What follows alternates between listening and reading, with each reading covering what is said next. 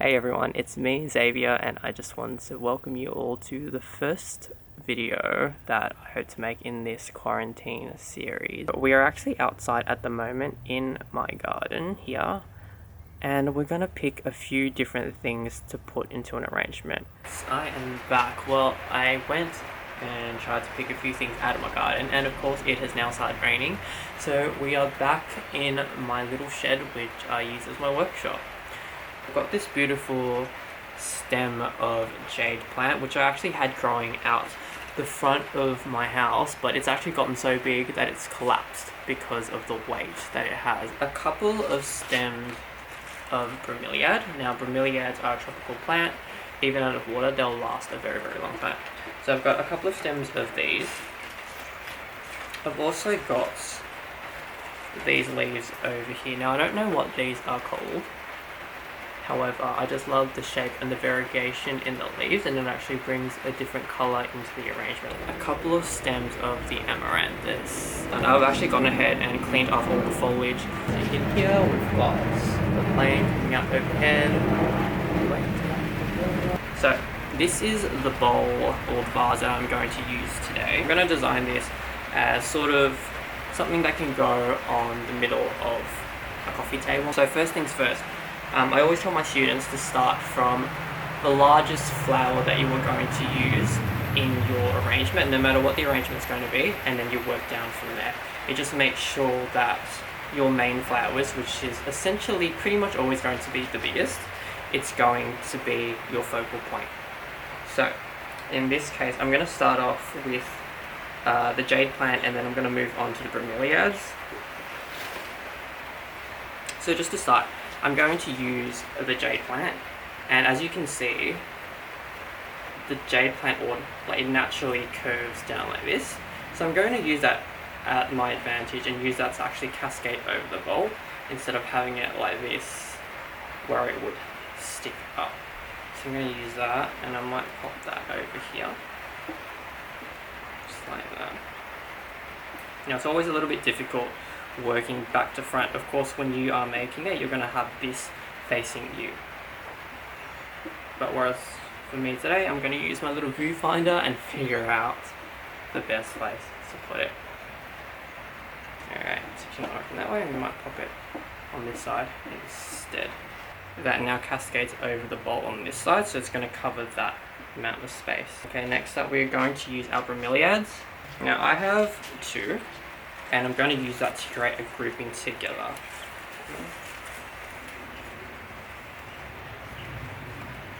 And like with everything that I like to do, I like to keep things quite grouped, quite tight, quite organic as well. So having a lot of lines going up and down and creating a lot of depth between the flowers, I wonders around the arrangement.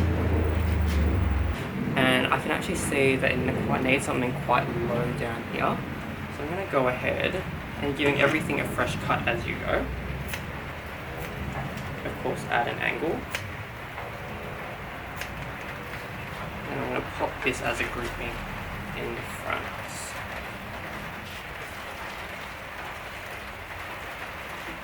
Right, so.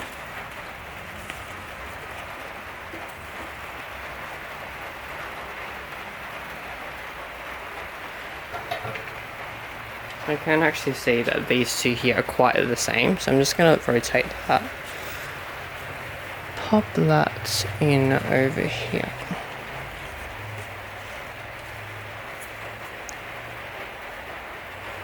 Like that. Okay, I might turn that into the light a little bit just so you can see everything. I think it needs a little colour there, so I'm just going to pop that in right there. Because I've actually put everything in at crisscrossing angles on the inside of this, these now stay where they stay.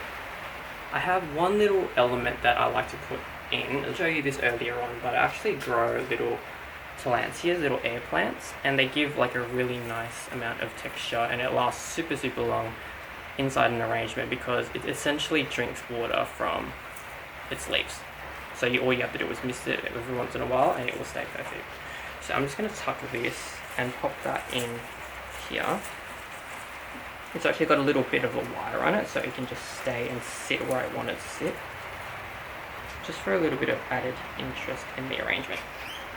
Now if you're not happy with everything, you can always keep moving and adjusting as needed, which is what I always do. I mean, I can just keep playing with stuff like this forever and it can never be done.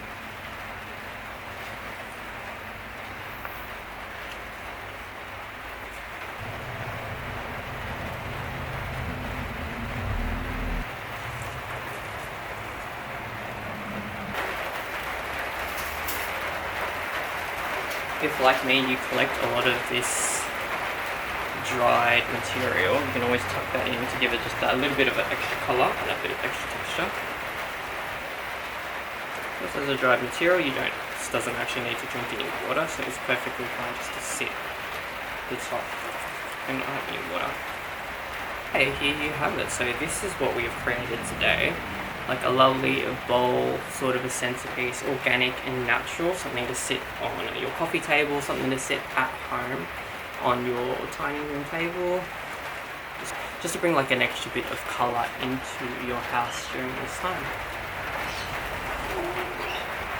Hey guys, thank you for watching the video, and I hope you guys picked up a few little tips and tricks, and I hope you guys feel inspired to make something at home with what you have as well. And I hope to see you guys all real soon, and goodbye.